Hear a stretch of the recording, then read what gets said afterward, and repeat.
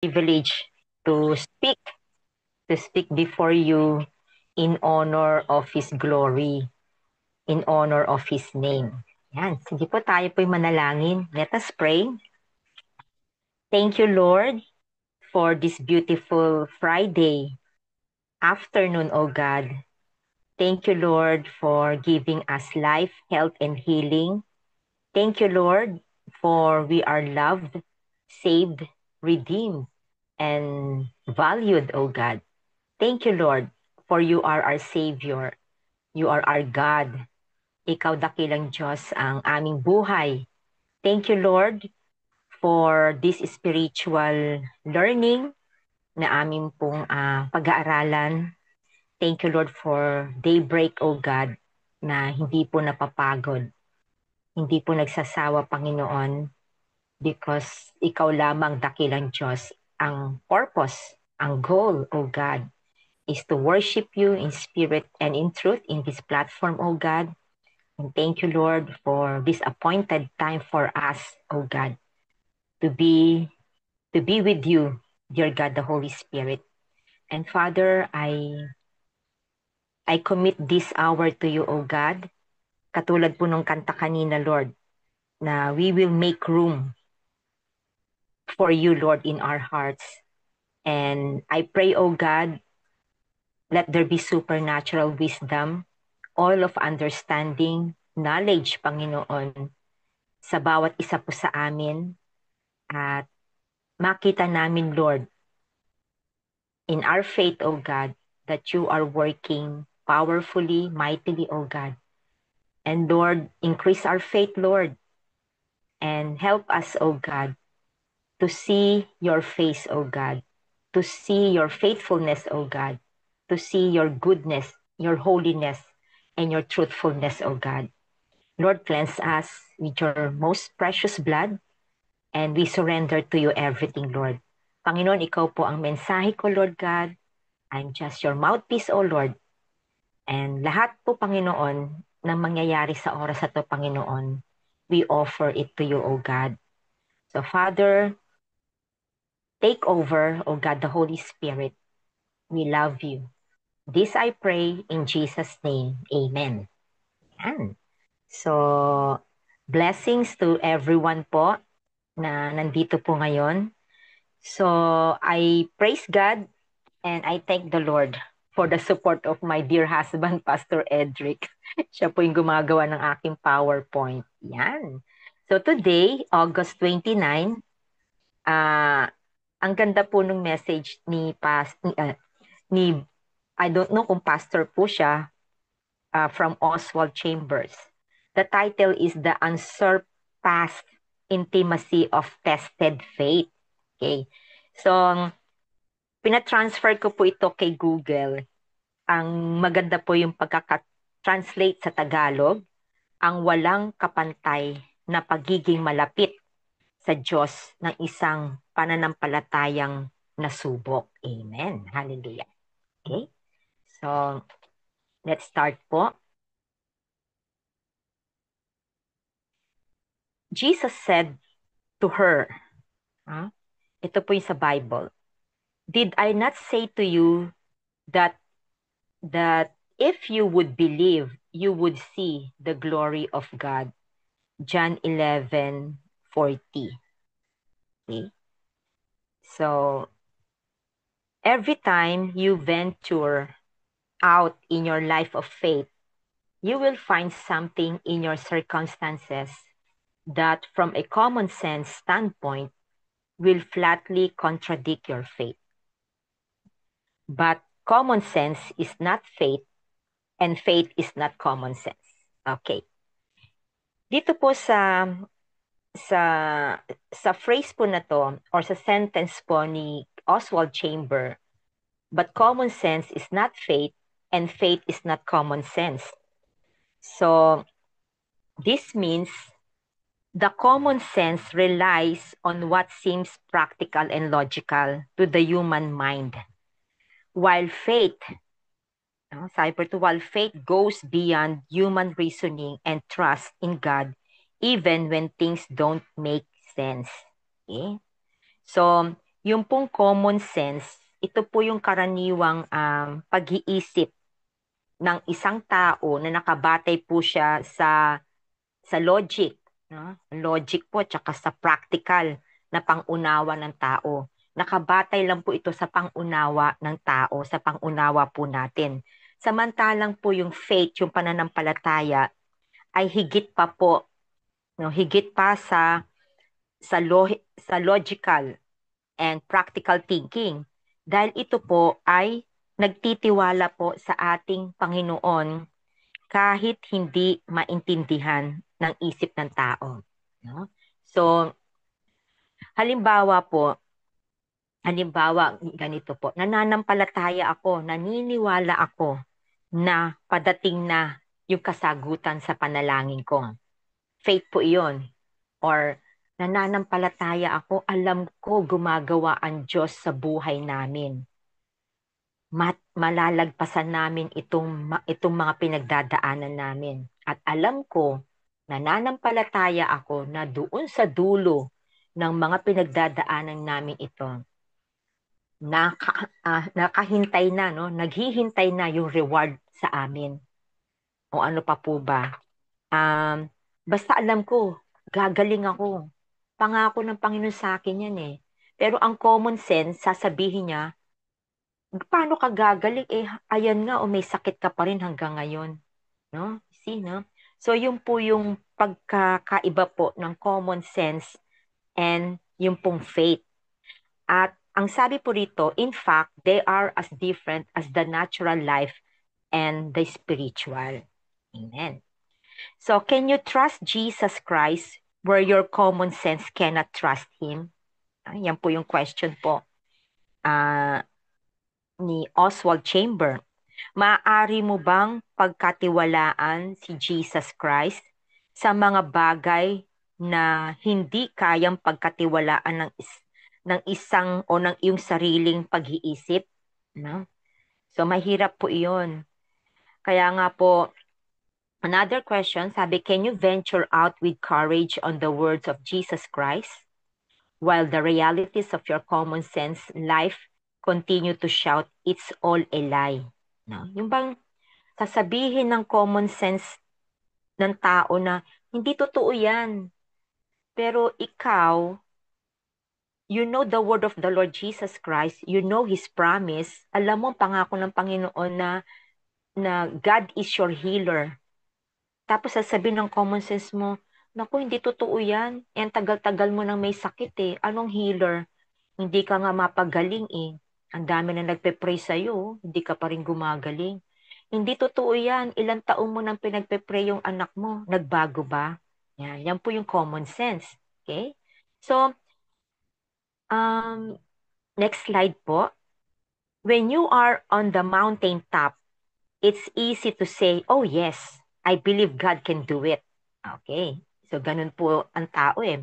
But you have to come down from the mountain to the demon-possessed valley and face the realities that scoff at your Mount of Transfiguration belief. Okay? So, ano po ang reflection po nito? Madaling sabihin po, naniniwala ako sa Diyos. Alam ko, mapapagaling ako ng Panginoon. Alam ko yan. Pero, no, ito pong scripture na to at ito pong sinabi ni Oswald Chamber, nire-remind po tayo that the Christian life is not lived only in moments of glory and spiritual heights. Okay po?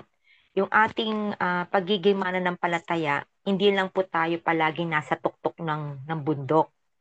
Yung hindi lang po tayo palaging nasa glory state of momentum, no? But also, sabi po diyan, in the valleys of struggle and brokenness. Dumadaan din po tayo ng mga mananampalataya sa lambak ng mga pagsubok, ng ng kapighatian at ng suffering, no? Ng hardship. Kaya nga po yung true faith is tested not on the mountain Kasi pag nasa mountain po tayo, wow, ang sarap ng pakiramdam, Lord. Very close ako sa'yo. Abot kamay lang kita. Pero once po tayo ay bumaba na from the mountain top, okay? Sabi po, diyan po sa reflection na sinearch ko rin po, true faith is tested not on the mountain, but when we face trials that challenge what we believe.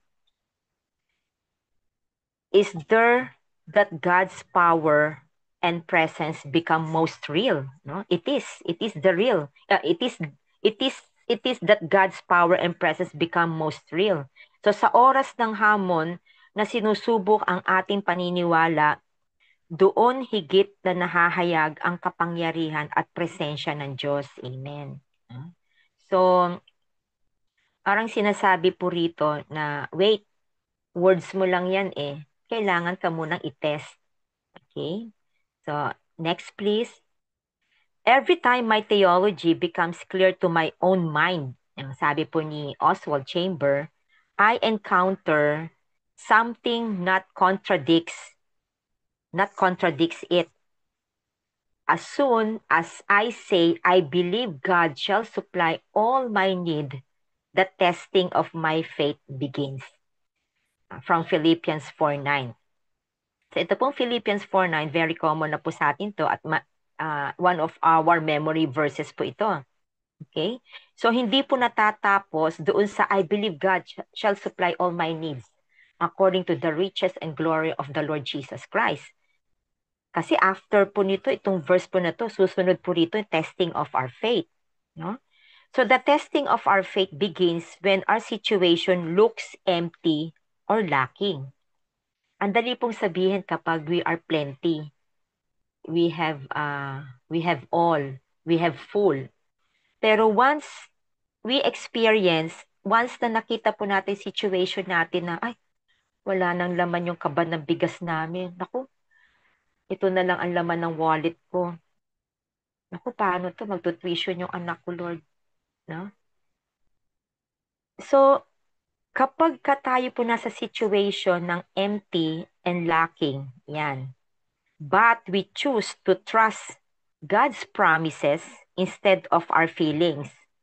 It is in that gap between need and provision that faith is truly proven. Okay. So kapag naranasan po natin yung situation na ganun po, no, sa ating buhay, lalo na po sa ministry, no, mga workers, okay, mga pastors, kids, no po. So, doon po sa pagitan ng pangangailangan po natin at ng pagtugon, doon po tunay na nasusubok ang pananampalataya po natin. Amen. Susubukan po tayo doon eh. Yung in-between po ng ating faith. Okay, no? Madali po kasi talagang sabihin na, oh, I have faith in God. Thank you, Lord, for the comfort. Thank you, Lord, for your provision. Eh, papaano na po kapag nakaranas po tayo ng emptiness, ng lacking of our needs? Yun po yung sinasabi po ni Oswald Chamber.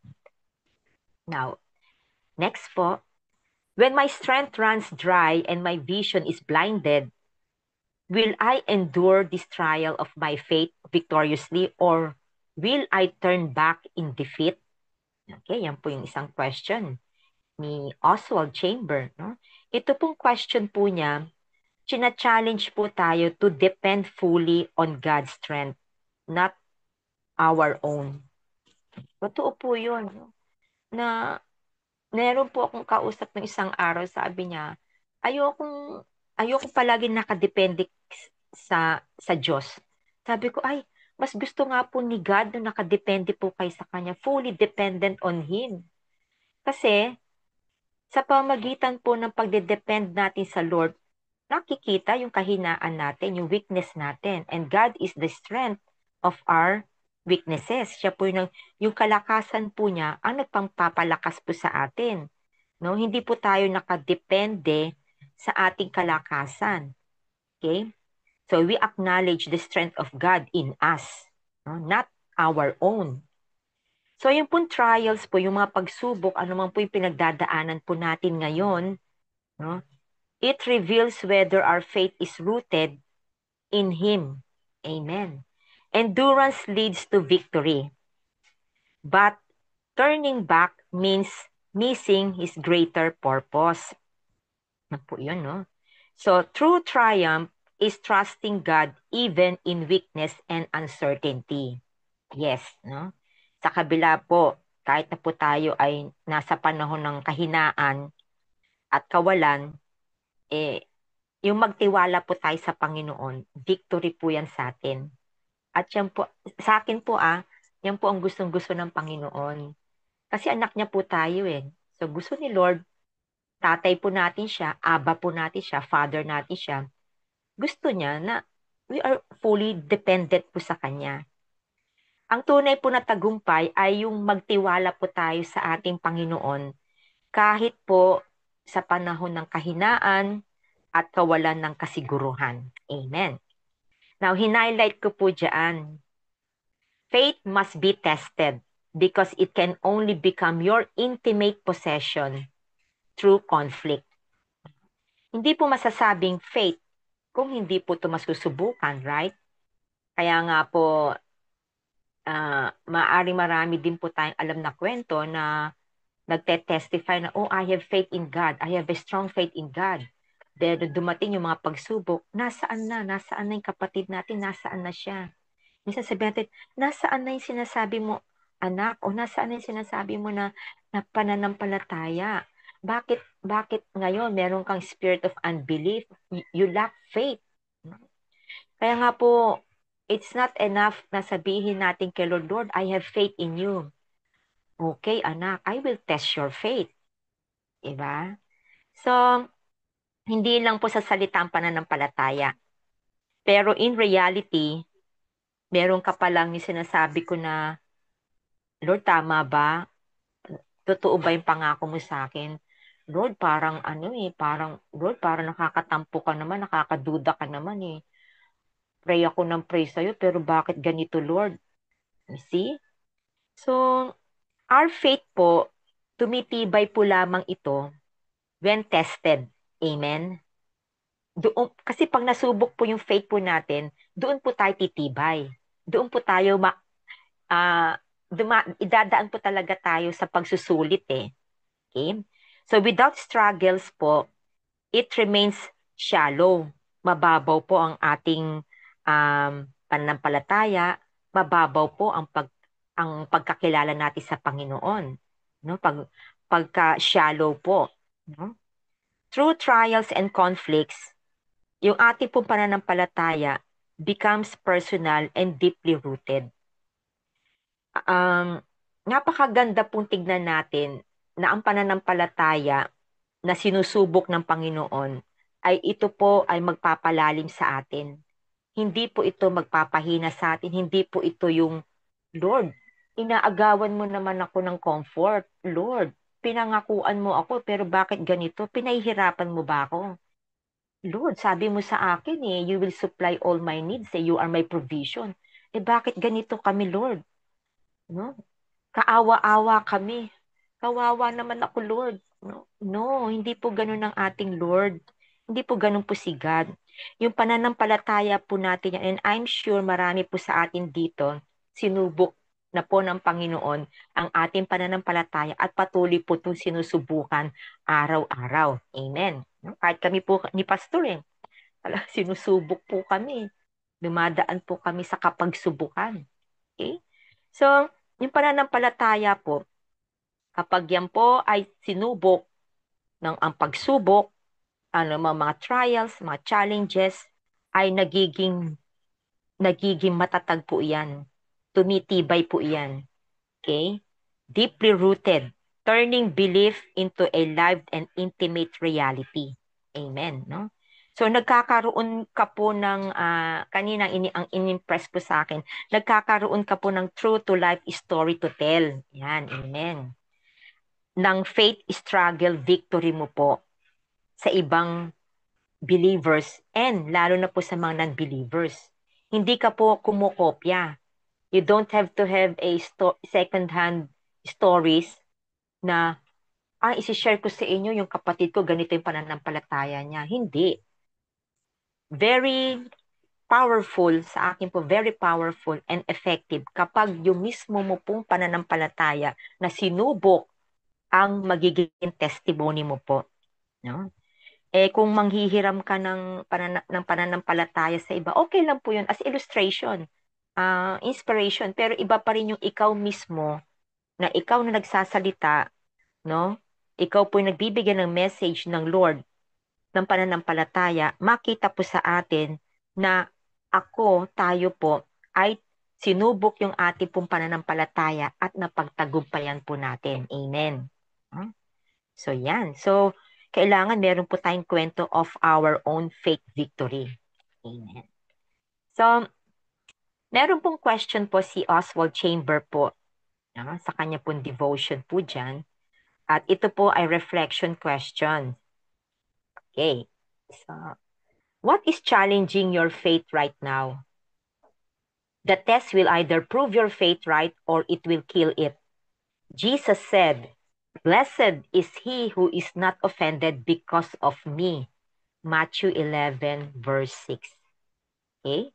So, ano po yung short reflection po ito pong Matthew 11:6, no?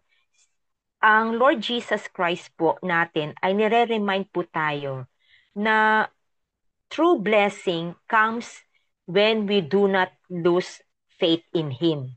Amen.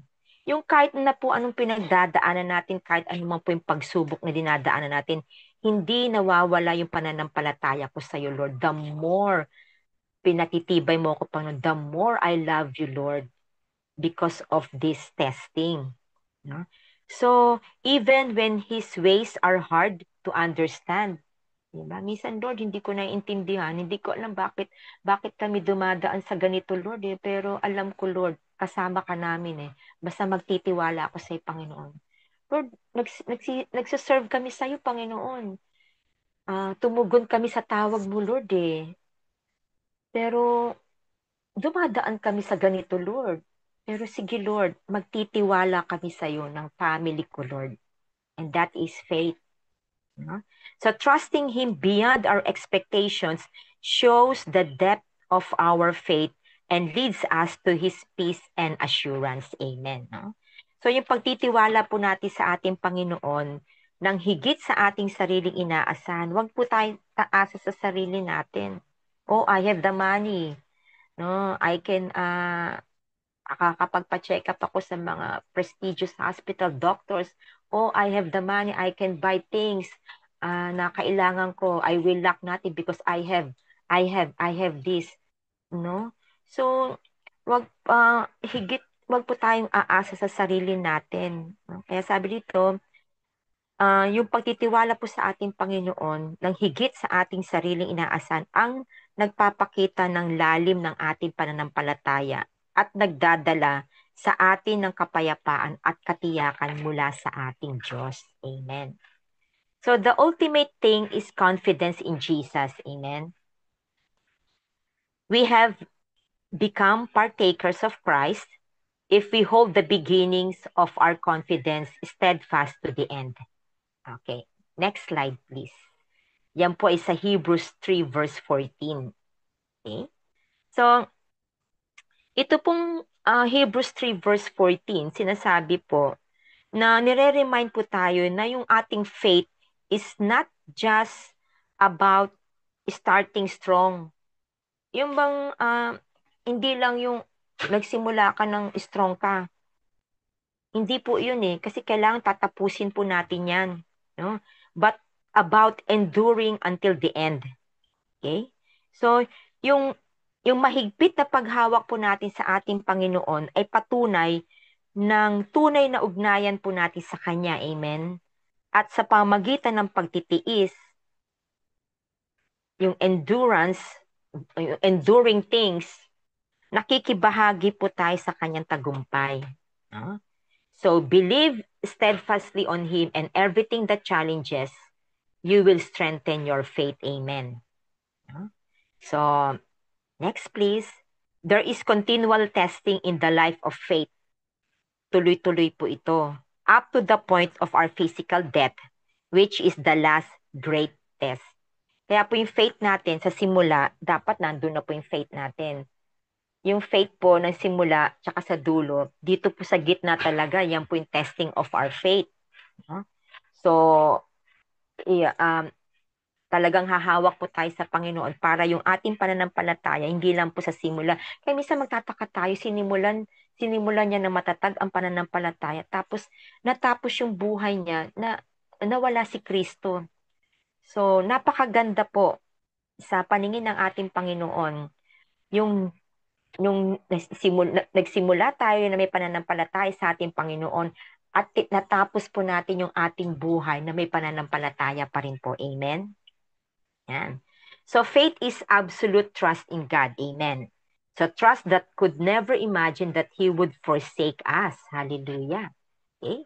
So wisdom from Oswald. Yan.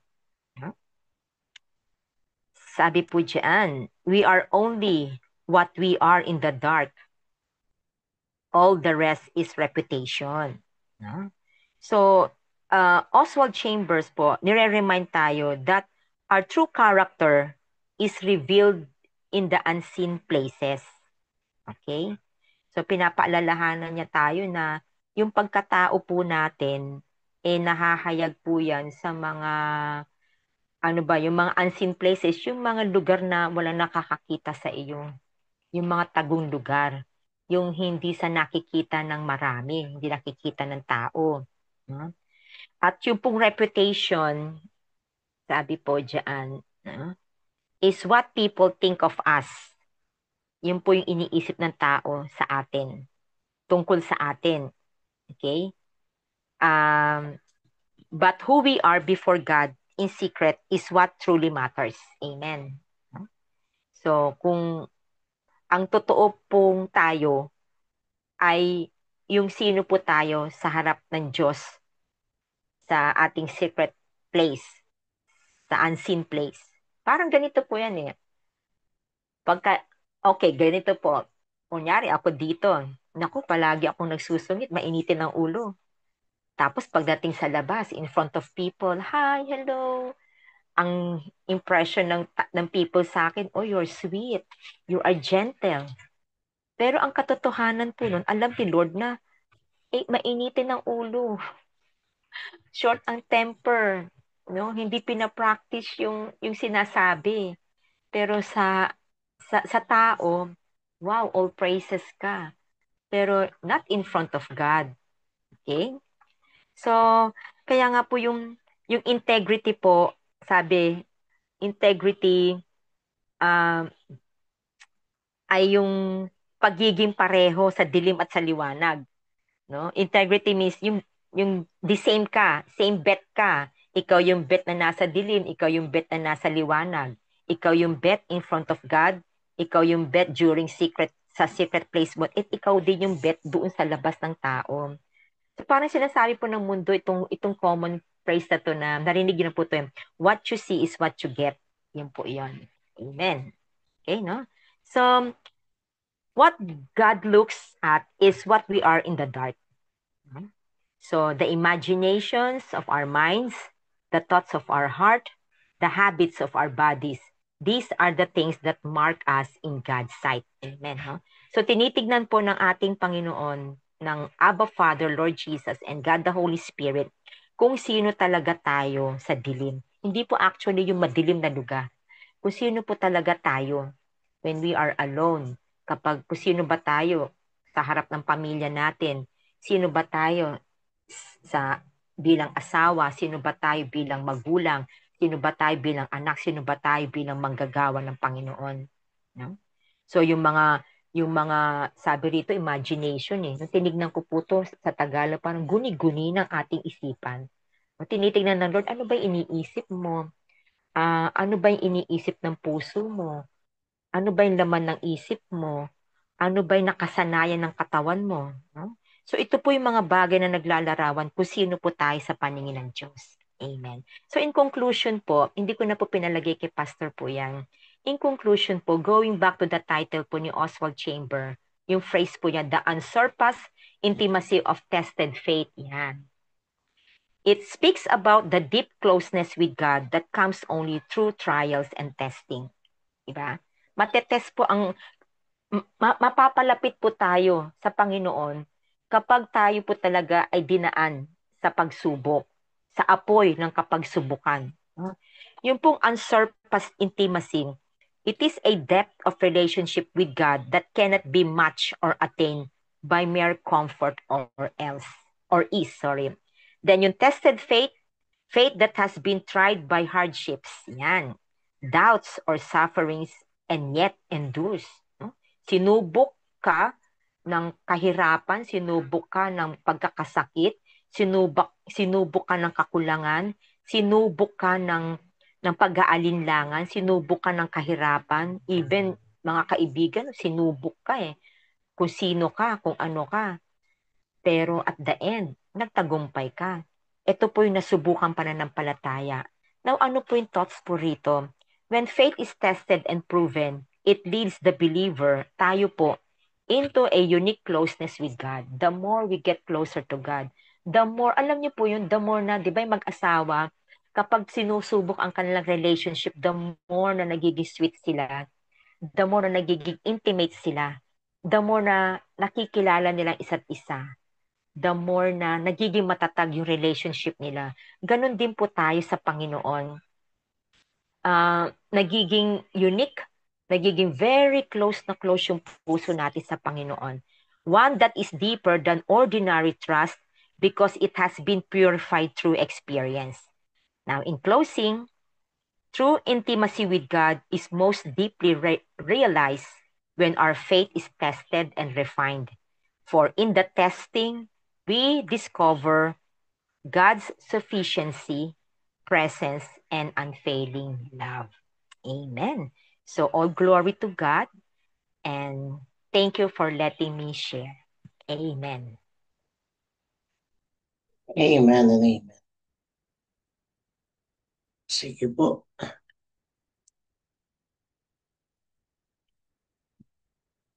Sa oras pong ito mga kapatid, we heard ang mensahe po ng Panginoon sa ating kalagitnaan. But the Lord is impressing me this moment. Maraming salamat, Ate Fed, for that powerful message. That truly when we are in God's hand and our faith has been tested, at doon po tayo talaga na kakaroon ng pag-iisip sa ating buhay pananampalataya. So in this quiet moment, let us ask God and let us all reflect for what we heard.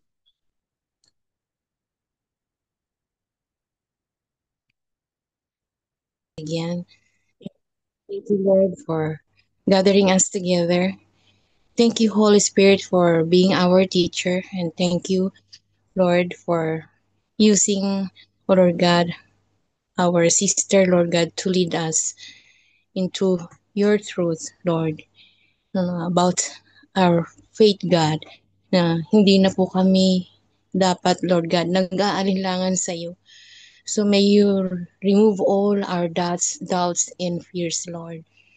Kung kami man po ay kinukulang, Panginoon, wala po kaming ibang aasahan kundi ikaw lamang.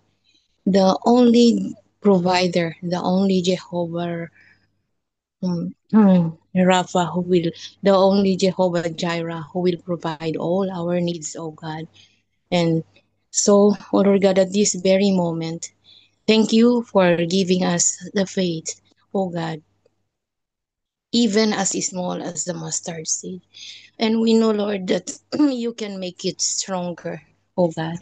And so we pray, Lord, that you make our faith deeper and stronger each day, O God, as we experience, Lord, how much, Lord, you are caring for us, how much you are providing for us, and how much you are answering our prayers in this daybreak, O Lord God, global and international. Thank you that truly you are prayer answering God. That Lord, we will continue on praying, we will continue on trusting you, God, and we will continue on depending you all the days of our lives. Lord, pagdating po ng mga paghihirap, tulungan niyo pa rin po kami, Lord God, na manampalataya sa iyo. Ikaw lagi ang aming sandigan, ikaw lagi ang aming tatawagan. Tulungan niyo po kami na anuman pong blessing ang naibigay niyo na sa amin, Lord God. Anumang pera sa bangko or anumang kayamanan na naibigay mo na ay hindi po ito ang pwede namin ipagyabang. Hindi kami dito magdidepend kundi sa iyo lamang. And so Lord, we just want to say thank you for the faith, oh God. And thank you for growing us in our faith, Lord. We will continue on serving you. Ano man po, Lord God, yung kahirapan pa na aming dadanasin, alam po namin na nandyan ka lagi para sa amin. Sabi nga po ng aming kapatid, hindi lang po kami magpapasalamat sa mga panahon na kami po ay sagana at naibibigay niyo ang lahat ng kailangan namin, kundi sa panahon na nagigipit kami or nasa gitna ng kasakitan ng mga sakit, Lord God, alam po namin na nandiyan ka pa rin para sa amin. In Jesus' name I pray, Amen. Amen. Amen and amen. Amen. Let us receive the benediction of our Father. Brothers and sisters in Christ, and now may our lives continually reflect that confidence that if we believe, we will see your power at work. Our God, the Jesus Holy Spirit, fill us with courage, hope, and steadfast faith to walk with you daily. May the peace of God that surpasses all understanding guard your hearts and minds in Christ Jesus. May His grace carry you through the testing. His love sustain you in the waiting, and His presence be your deepest joy, both now and forevermore. I bless you now in the name of the Father, and of the Son, and of the Holy Spirit. Amen. Amen. Amen. Amen. Amen. Shalom, everyone. And God bless amen. everyone. God bless po. Salamat, God Ate bless. Beth. Thank you, Thank Sister Thank you. Beth. po.